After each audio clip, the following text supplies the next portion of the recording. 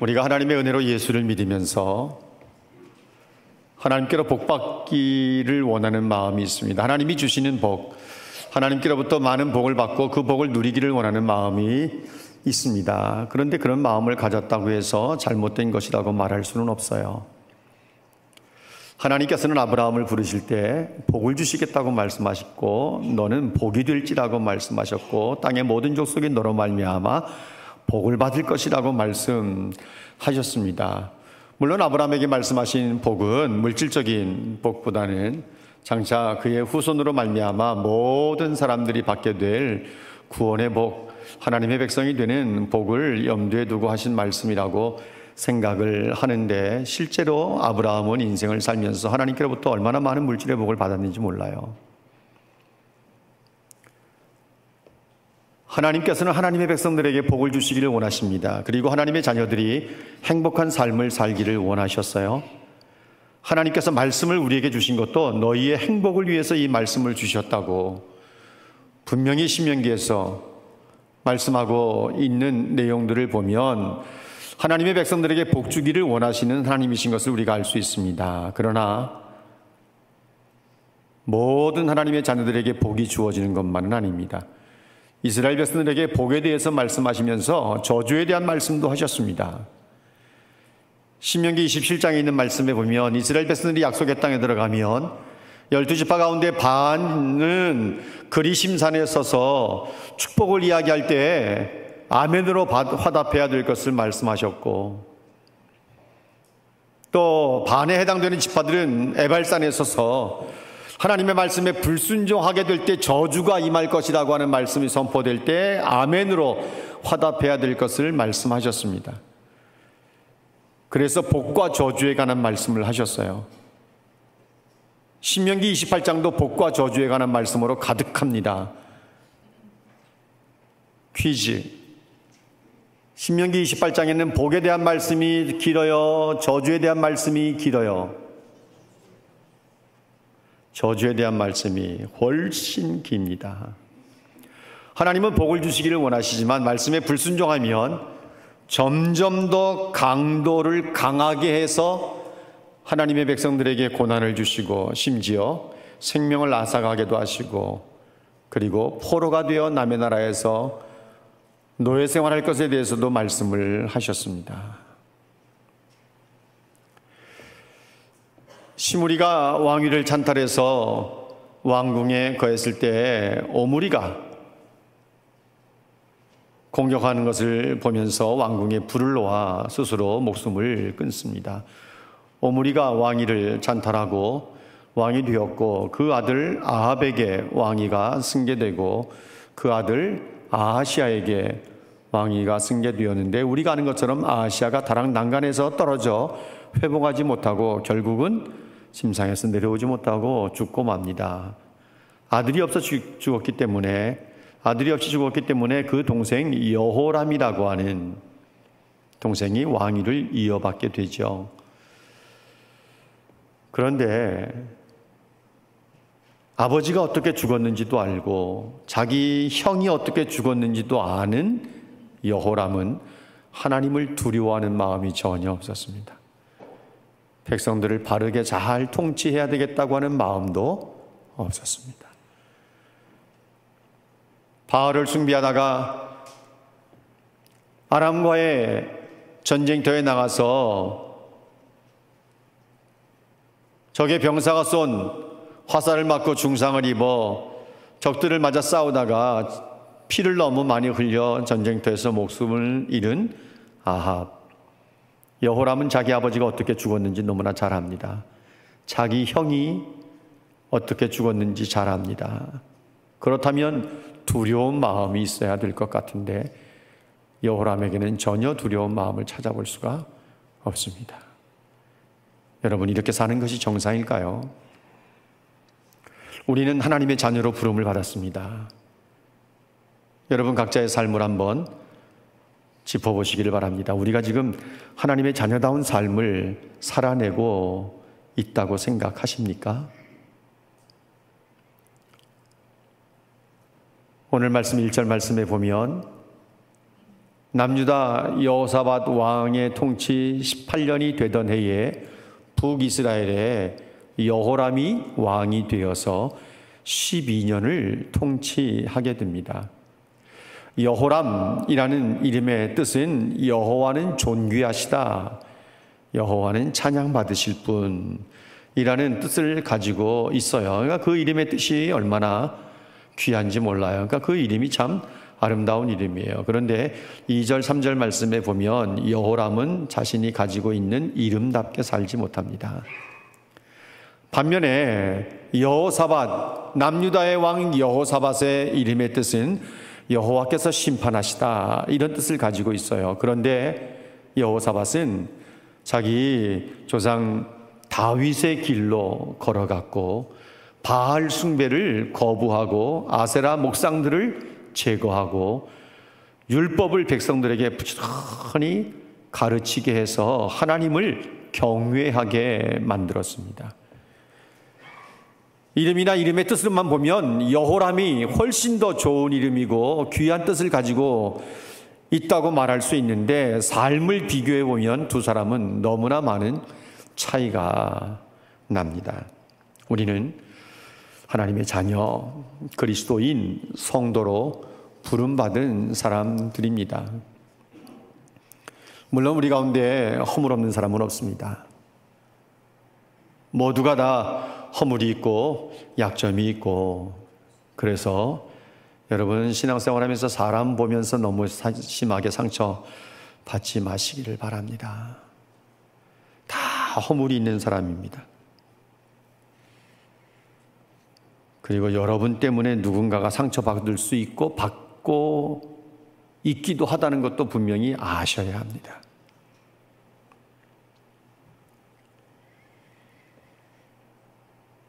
우리는 하나님의 자녀라고 하는 이름, 그리스도인, 수리 안디옥에서 처음 얻게 된 예수 믿는 사람들에 대한 별명, 그리스도인, 그리스도 예수께 미친 사람, 이런 뜻을 생각하면 별로 조롱하기 위한 별명이었기 때문에 좋은 의미는 아닙니다. 그렇지만 우리는 이 이름을 자랑스럽게, 영광스럽게 여기고 있습니다. 거룩한 무리, 성도라는 이름을 가지고 있기에 우리는 하나님께서 부르심에 합당하게 행할 수 있어야 합니다. 이것이 에베소 4장 1절, 2절, 3절 말씀에 보면 성도로 부르심을 받은 사람들이 어떻게 살아야 될 것인가 합당하게 행하라고 말씀하고 있는데, 온유와 겸손으로 살고 또 모든 사람들을 용납하는데 어쩔 수 없어서 할 수 없이 하는 것이 아니라 사랑으로 용납해 주고, 성령이 이미 다 하나 되게 만들어 주셨는데 화평의 줄로 이 하나 되게 하신 것을 지켜내는 것이 하나님의 자녀로 성도로 부르심을 받은 사람답게 사는 것입니다. 여러분, 사람들이 온전하지 못하고 허물이 있다고 한다면 그런 사람들이 모이는 교회는 과연 온전할까요? 사람들이 모이는 교회도 온전한 교회는 없습니다. 아무리 예배당이 화려하고 많은 사람들이 모여서 예배를 드린다 하더라도 그 교회가 온전한 교회라고 말할 수 없어요. 사람들이 모이는 교회는 다 허물이 있고 약점이 있고 냄새나기 마련이고 소란도 있기 마련입니다. 성경에 등장하는 여러 교회들의 모습을 보십시오. 특별히 요한계시록 2장 3장에 등장하는 에서보드 사빌라 7교회를 한번 생각해 보세요. 에베소, 서머나, 버가모, 두아디라, 사데, 빌라델피아, 라오디게아 교회를 한번 보세요. 이 교회 가운데 서머나 교회나 빌라델비아 교회는 온전한 교회인 것처럼 보이지만 상대적으로 다른 교회들과 비교해 볼 때 조금 괜찮은 교회지 온전한 교회는 존재할 수가 없어요. 여러분, 에베소 교회는 사도 바울이 3년 반 동안 전도하면서 세운 교회예요. 진리는 굉장히 강합니다. 말씀에는 얼마나 강한지 몰라요. 옳고 그름을 정확하게 분별해낼 줄 아는 교회예요.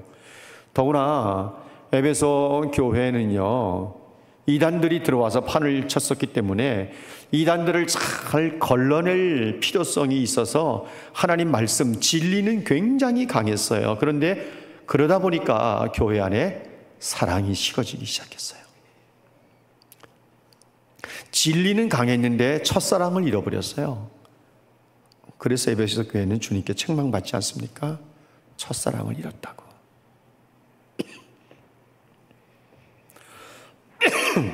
사대교회는요, 겉으로 볼 때는 살아있는 교회처럼 보였어요. 그런데 실상은 죽은 교회였어요. 한국 교회도 그렇지 않을까요? 어떻게 보면 우리 교회는 그렇지 않다고 말할 수 있을까요? 겉으로 볼 때는 너무 멀쩡하고 보기 좋은데 실상은 죽은 교회다. 이게 사대교회의 모습이에요. 라오디가 교회는요, 굉장히 부유한 교회였어요. 어떻게 보면 오늘의 강남에 있는 큰 교회들이라고 말하면 적절한 비유가 될지 모르겠습니다. 그런데 뜨겁지도 않고 차지도 않은 미지근한 교회였어요. 주님의 단식이 뜨겁든지 차든지 해라. 그렇지 않으면 내가 너희를 토해버리겠다고 말씀하실 정도로 라오디가 교회는 미지근한 교회였어요. 교회답지 못한 교회였어요. 사도 바울이 죽음의 위협을 무릅쓰고 1년 6개월 동안 개척해 섬기면서 세운 고린도 교회, 은사는 탁월했어요. 많은 은사들이 있었어요. 성경적인 지식도 제법 많이 있었어요. 그런데 교회는 사분오열 찢어져 있었어요. 얼마나 많은 문제가 고린도 교회 안에 있었는지 몰라요. 여러분, 교회는 그런 곳입니다. 다만 우리를 하나님께서 은혜를 베푸셔서 하나님의 자녀로 삼은 사람들이 모여 있는 곳이지. 그렇기 때문에요, 너무 눈에 보이는 교회 모습만을 보시고 사람들만의 모습을 보면서 너무 쉽게 평가하거나 말씀하시는 거 굉장히 조심하셔야 돼요. 모압과의 전쟁에 참여하는 이 여호람 왕, 북이스라엘의 왕과 여호사밧과 아람 왕, 물이 없는 거예요. 7일째 되는 날 물이 없는 거예요. 사람 군사들도 못 마시겠고 가축들도 다 죽을 지경이 되었어요. 그때 신앙 없는 여호람이 뭐라고 말하는 줄 아세요? 여호와께서 이 세 왕을 불러 모아 모압의 손에 넘기려 하시는도다, 이렇게 말해요. 이 불신앙 가진 사람들의 대표적인 모습이에요. 어려움을 당하면 하나님을 향한 불평과 원망부터 쏟아내는 거예요. 이건 절대 건강한 성도의 모습이 아니랍니다. 이럴 때는 여호사밧처럼 하나님의 선지자가 없느냐고 찾아야죠. 아니면 본인들이 하나님 앞에 무릎을 꿇고 기도를 해야 되는 거지. 이러쿵저러쿵 불평 원망할 말할 타임이 아닌 거예요.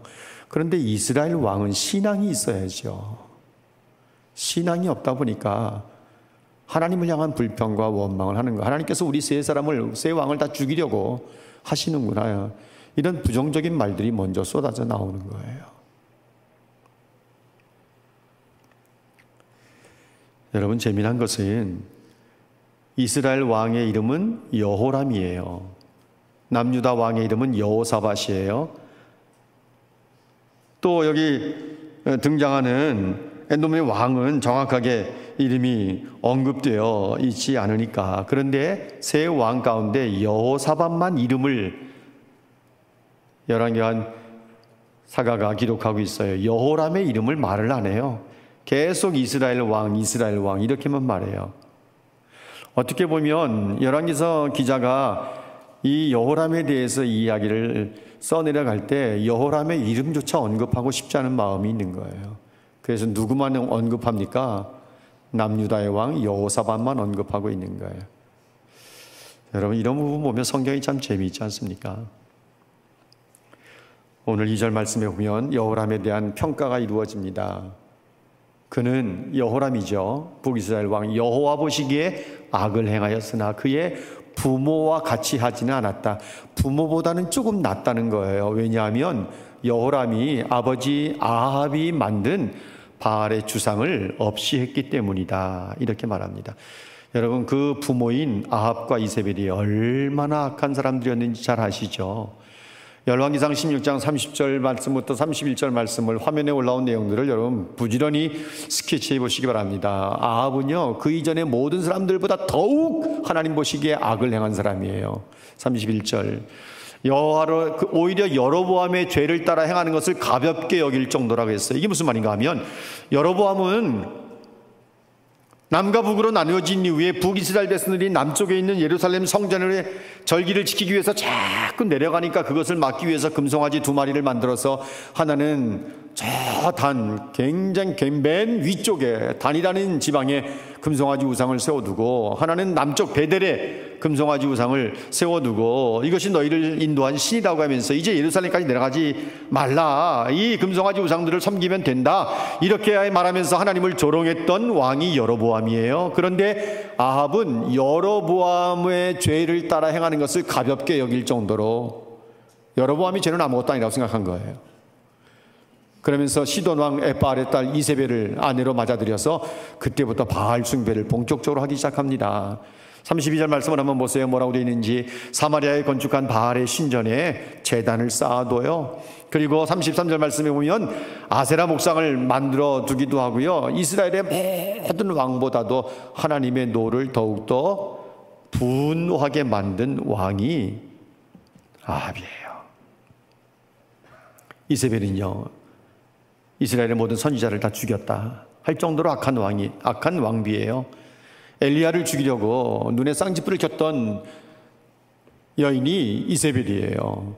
여러분, 나봇 사건 잘 알지 않습니까? 아합이 나봇의 포도원을 갖고 싶었는데 자기는 왕이기 때문에 강압적으로는 못하고, 또 그만큼 유약한 왕이기도 했어요. 누구에게 이야기합니까? 자기 아내에게 이야기해요. 그리고 나서 일체 관여하지 않습니다. 왜 그랬을까요? 아합은요, 이세벨이 다 알아서 할 것이라고 생각했던 거예요. 나봇의 이야기만 해주면 이세벨이 알아서 나봇의 포도원을 빼앗아 자기에게 가져다 바칠 것이다, 이미 짐작하고 있었던 거예요. 그래서 나봇의 이야기를 해줍니다. 그러니까 이세벨이 그냥 당신이 이스라엘의 왕이 맞느냐고 하면서 내가 당신의 손에 나봇의 포도원을 안겨주겠다고 하면서 누명을 씌우지 않습니까? 누명을 씌운다고요. 그리고 돌로 쳐서 죽게 만들어요. 나봇의 포도원을 빼앗아요. 자기 남편 아합에게 갖다 바쳐요. 아합은요, 이세벨이 그렇게 할 것을 이미 알고 있었어요. 그래서 묵인하고 있는 거예요. 말 한마디 툭 던져놓고 알아서 할 것이라고 생각하고 묵인하고 있는 거예요. 이세벨이 모든 거 다 정리해서 남편에게 나봇의 포도원을 갖다 바칠 정도로 악한 사람이 아합과 이세벨이에요. 그런데 여호람은 자기 부모보다는 조금 낫다는 거예요. 그렇다고 해서 악이 없습니까? 그가 여호와 보시기에 악을 행하였으나, 이게 전제예요. 그러나 부모보다는 좀 낫다. 왜냐하면 아합이 만든 바알의 주상을 없이 했기 때문이다. 2절에 그렇게 이유를 말하고 있습니다. 여러분, 여기에 의문점이 있어요. 왜 여호람이 아버지가 만든 바알의 주상을 없이 했을까? 사실 자기 아버지 아합이 전사했다는 건 너무나 잘 알고 있습니다. 자기 형이 난간에서 떨어져 결국은 회복하지 못하고 죽은 것도 너무나 잘 알고 있습니다. 겁이 덜컥덜컥 생기는 거예요. 여호람 마음속에 나도 이러다간 죽지. 그래서 바알의 주상을, 아버지가 만든 바알의 주상을 없이 한 거다, 이렇게 생각할 수 있는 거예요. 그런데 또 하나의 물음표는 뭔가 하면, 정말 진실한 마음으로 그렇게 했을까? 진실한 마음으로 그렇게 했을까? 왜냐하면 이 아합의 왕국은요, 바알 숭배를 기반으로 단단해진 왕가라고 말할 수 있거든요. 아무리 여호람이 아버지가 만든 바알의 주상을 없이 했다고 해도 전국에 흩어져 있는 바알의 우상들을 다 없이 할 수는 없었어요. 왜냐하면 그때까지 왕비 이세벨이, 태우 이세벨이 버젓이 서슬퍼렇게 살아있었기 때문에, 여호람이 아무리 용기가 있어도 자기 어머니가 살아있는데, 이세벨이라고 하는 이름을 가진 이 여인이 살아있는데 절대로 마음대로 다 없앨 수는 없었을 거예요. 더구나 이제 여호람이 죽고 예후가 이스라엘의 왕위를 갖게 될 때 예후가 종교개혁을 하는데 바알의 신당들을요 다 변속관으로 만들어버려요. 변소로 만들어버려요. 그리고 바알의 목상들을 다 부숴버리거나 불태워버려요. 그때까지도 이스라엘 백성들이 바알을 숭배하고 있었던 거예요. 그러니까 실제로 여호람이 12년 통치하고 있었는데 여호람이 통치하고 있는 기간 동안에 이스라엘 백성들이 바알을 숭배하더라도 일제 제재를 하지 않았어요. 그렇다면 바알 주상을 없이 했다는 이 표현은 도대체 무슨 말인가? 여호람이 바르게 신앙생활을 하려고 시도한 것으로 볼 수 없어요. 만일 그렇게 하려고 했다면 이세벨이 절대로 가만히 있지 않았을 겁니다. 자기 아들이랄지라도 그 몸에서 난 딸 아달랴가 다윗 왕족의 씨를 말리려고 했던 거 우리가 아시지 않습니까? 그런데 그 어머니 이세벨은 더 말할 것도 없는 거죠. 여호람은요 자기에게 찾아오는 재앙을 면하기 위해서 하나의 트릭을 쓴 것입니다. 하나의 액션을 취한 거예요. 자기 아버지 전쟁터에 나가서 전사했죠. 자기 형 난간에서 떨어져 회복하지 못하고 죽었죠. 자칫하면 내게도 이런 재앙이 올지도 모른다고 생각하고 아버지가 만든 바알의 주상을 없이 한 것으로 학자들은 보는데 이 없이 했다는 말이 부숴버려서 불태워 제거해버렸다 이런 뜻으로 볼 수도 있겠지만 어떤 학자들은 왕실에서만 옮겨 놓은 것으로 해석을 하기도 합니다. 저는 이 말씀에 이 해석에 공감을 해요. 왕실에서 옮겨 놓은 거예요. 완전히 부숴서 그냥 불태워버리고 없애버린 게 아니라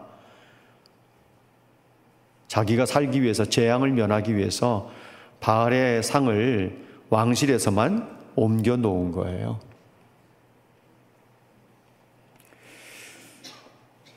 그러니까 결국 여호람은 자기에게 찾아오는 재앙을 면하기 위해서 잠시 옮겨 놓은 것이라고 말한다고 한다면 철저하게 여호람은 혼합주의의 길을 선택한 거예요.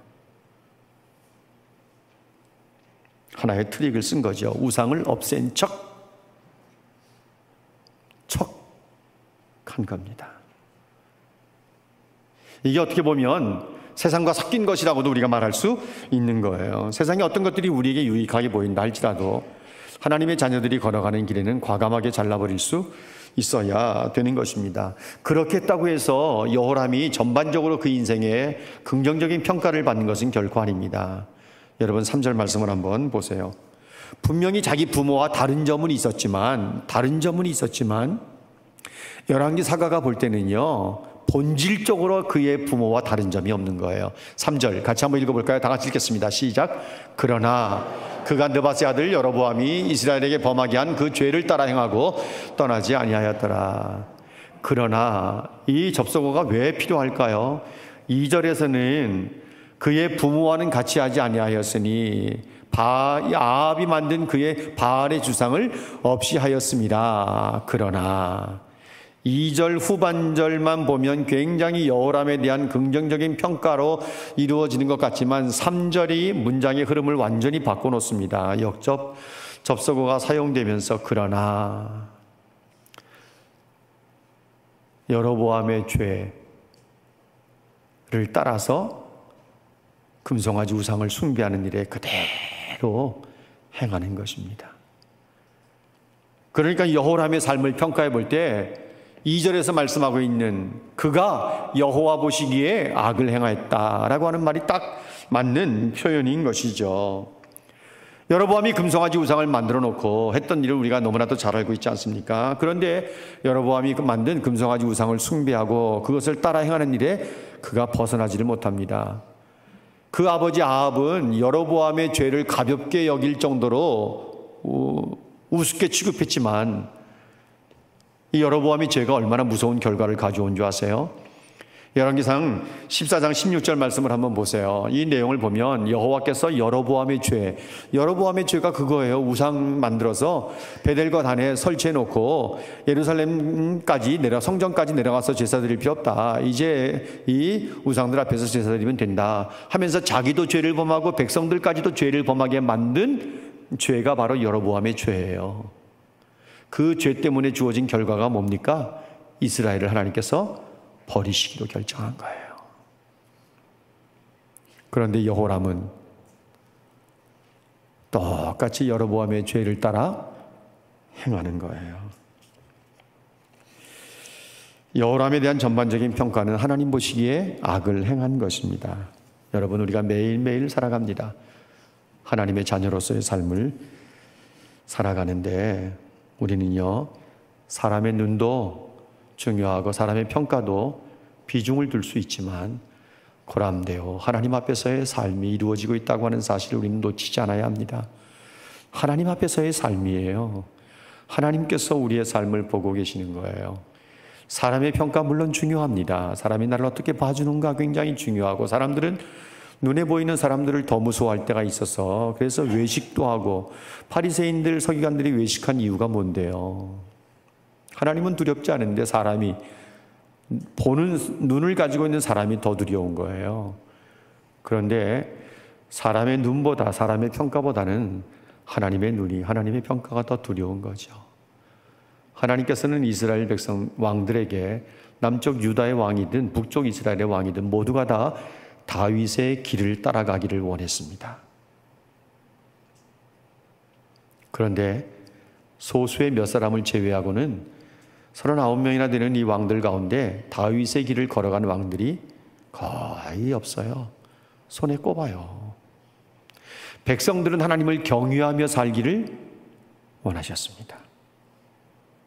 이 시대를 살아가는 하나님의 자녀된 우리들은요, 많은 사람들이 걸어가는 넓은 길이 아니라 찾는 사람도 적고 길이 협착해서 가는 길도 굉장히 힘들지만 하나님은 우리에게 좁은 길을 걸어가라고 말씀하십니다. 뿐만 아니라 자기를 부인하고 날마다 제 십자가를 지고 예수님을 따라가라고 말씀을 하십니다.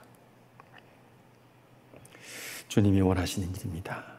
여러분, 놓치지 말아야 될 강력한 비유가 하나 있는데 그건 뭔가 하면, 하나님이 다윗을 만날 때 내 마음에 맞는 사람이라 그를 통해서 하나님의 뜻을 이루시겠다고 했어요. 그러니까 다윗을 만난 것이 하나님이 얼마나 기쁨인지, 얼마나 큰 기쁨인지 몰라요.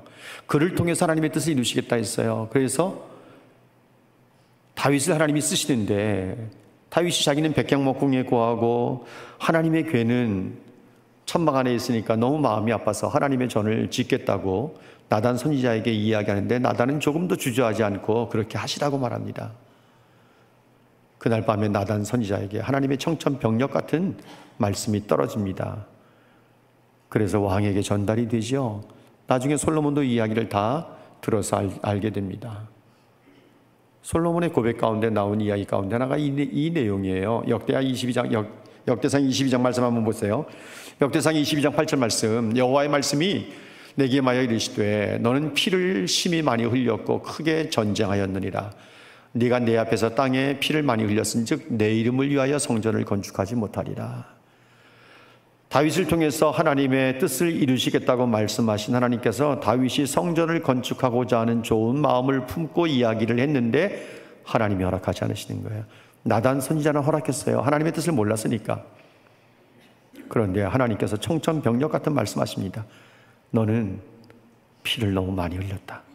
전쟁에서 너무 많은 사람들을 죽였어. 내 이름을 위해서 너는 성전을 건축하기 합당치 않다. 하나님이 이런 지하에 건축을 허락하지 않으십니다. 물론 우리가 아는 것처럼 그 아들 솔로몬을 통해서 하나님은 건축을 이루어내시죠. 그런데 다윗의 그 마음을 하나님이 받으시고 다윗의 가문에 복을 주십니다. 내가 네 집에 복을 주겠다. 이건 가문을 말하는 거예요. 가문에 복을 주겠다. 다윗의 왕가가 쭉 흘러가지 않습니까? 북이스라엘의 이 왕위는 찬탈에 이어지는데 남유다는 다윗의 후손들로 마지막 왕까지 쭉 이어집니다. 하나님께서는 그 모든 왕들이 다윗의 길을 가기를 원하셨고, 오늘 이 시대는 우리가 찬송을 부르는 것처럼 예수 따라가며 복음 순종하면, 하나님께서는 우리가 예수를 따라가며 복음 순종하는 삶을 살기를 원하시는 거죠. 여러분, 다음 주일에 전쟁이 일어납니다. 뭐가 일어난다고요? 전쟁이 일어납니다. 믿으세요? 이스라엘과 모압이 전쟁을 합니다. 그 내용을 우리가 다음 주일에 함께 나눌 겁니다. 예수 믿는 우리들, 하나님의 자녀된 우리들은 어디서든지 자기가 하나님의 자녀인 것을 드러낼 수 있어야 합니다. 어제도 퀴어 축제 한 거 아시죠? 한쪽에서는 거룩한 방파제 크리스찬들이 모여서 기도하고, 한쪽에서는 동성애자들이 모여서 커밍아웃하면서 축제를 벌이고, 이젠 정부가 이 퀴어 축제를 장려하는 시대가 되어버리고 말았습니다.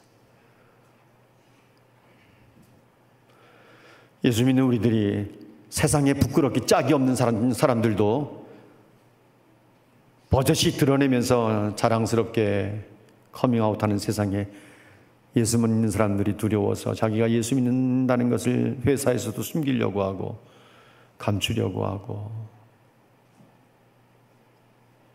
우리가 어디서든지 누구와 함께 있든지 어느 모임에 있든지 내가 하나님의 자녀인 것을 드러낼 수 있어야 합니다. 척하지 마십시오. 정말 하나님의 자녀로서 세상과 섞이지 않으면서 당당하게 살아낼 수 있어야 되는 것입니다. 그리스도인인지 아닌지, 하나님을 사랑하는 사람인지 아닌지, 정말 하나님을 두려워하는 사람인지 아닌지 구별이 안 될 정도로 모호한 사람들이 제법 많이 있어요. 하나님 앞에 자기 자신을 헌신하겠다는 마음을 가지고 있는 사람인지 아닌지 비슷한 사람들이 너무 많아요. 오늘 우리가 마지막으로 부를 결단송의 제목이 처음 불러보시는 분들이 많을 겁니다. 주의 자녀로 산다는 것은, 이게 제목이에요. 주의 자녀로 산다는 것은 불 가운데로 걸어가는 것이다. 주의 자녀로 산다는 것은 바다 위로 걸어가는 것이다. 주의 자녀로 산다는 것은 나도 그들을 용납하는 것이다. 주의 자녀로 산다는 것은 주님과 함께 동행하는 것이다. 때론 불 가운데 휩싸일 때도, 폭풍 가운데 무너질 때도 주님 내 곁에 함께 계시네, 가장 가까이에 함께 계시네 라고 하는 것을 알고 확신하면서 세상과 맞짱을 뜨면서 살아가는 사람들이 주의 자녀로 부름받은 사람들입니다. 어디에 있든지 누구와 함께 있든지 하나님의 자녀로서 당당하게 여러분의 삶을 살아내는 하나님의 백성들이 되시기를 주님의 이름으로 축복합니다.